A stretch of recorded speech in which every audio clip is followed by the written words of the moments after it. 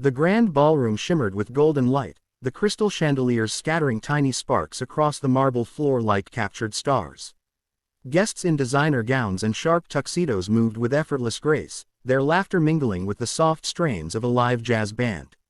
Richard Hale stood near the balcony doors, a glass of untouched champagne in his hand, his mind far from the deals and power conversations swirling around him. His gaze kept drifting to the far corner, where his son Ethan sat alone in his wheelchair, small shoulders hunched, eyes fixed on the floor.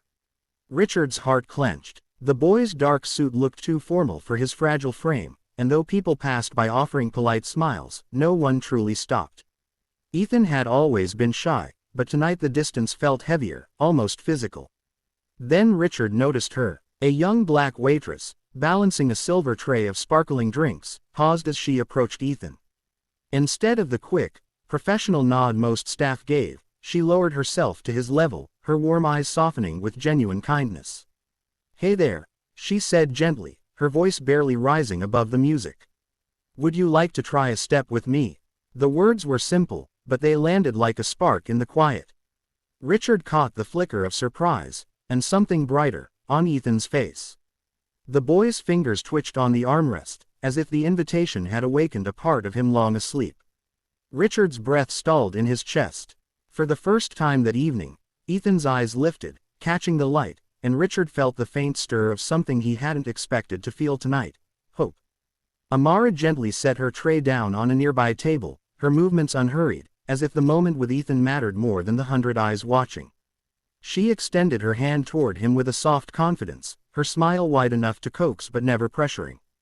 The band shifted seamlessly into a slower rhythm, the kind of melody that invited even the shyest hearts to sway. Ethan hesitated, his small fingers trembling as though they carried the weight of the world, but then he placed them carefully in hers. With a quiet grace, Amara guided his wheelchair onto the dance floor. She didn't treat the chair as a barrier, instead, she moved with it, weaving rhythm into every push, every turn. She leaned in slightly, whispering, "You're the leader.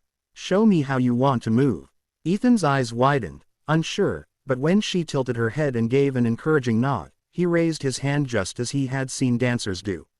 Amara responded instantly, spinning beneath his lifted fingers, her dress catching the golden light in a dazzling sweep. The crowd fell into a hush, then into scattered gasps. They hadn't expected to see the quiet boy command the floor, but in that instant Ethan wasn't hidden, he was radiant. Amara swayed to his cues, laughing softly as if she were following the most skilled partner. Richard, standing frozen among the guests, felt his throat tighten. The boy who had always shrunk from attention now glowed at the center of it, all because someone had seen him not for what he lacked, but for what he could do. For Richard, the sight was both beautiful and shattering. He realized with a jolt that this joy on his son's face, was more valuable than any deal he had ever made. As the final notes of the jazz melody melted into silence, a ripple of applause swept through the ballroom, soft at first, then growing until it filled the air like a warm tide. Ethan's cheeks glowed pink, his chest rising and falling with exhilaration, while Amara stepped back with a graceful curtsy, her eyes sparkling with pride. For a heartbeat, the two of them seemed wrapped in their own little universe, a quiet triumph standing in the middle of wealth and glitter. Richard felt his vision blur, the room around him fading until all he could see was his son's radiant smile, open, unguarded, alive. He stepped forward before he even realized he was moving, the sound of his polished shoes cutting through the clapping. When he reached them, his usually commanding voice broke into something soft and unsteady. "Thank you," he whispered, meeting Amara's gaze. The single word carried more than gratitude, it held the weight of years of silent worry, of missed moments, of a father realizing how much he had hidden behind meetings and empires.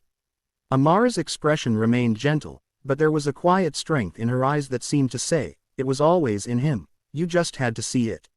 Richard turned to Ethan, crouching slightly to meet his son's eyes.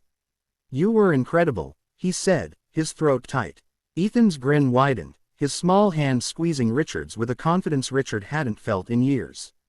In that fragile, luminous moment, Richard's priorities shifted like tectonic plates. Suddenly the towering skyscrapers of his business empire felt insignificant compared to the simple, priceless truth in front of him. That night, he vowed to trade late-night deals for late-night talks, boardroom victories for ballroom dances, and to build a life where his fortune became not a shield, but a bridge, one that would always lead him back to his son.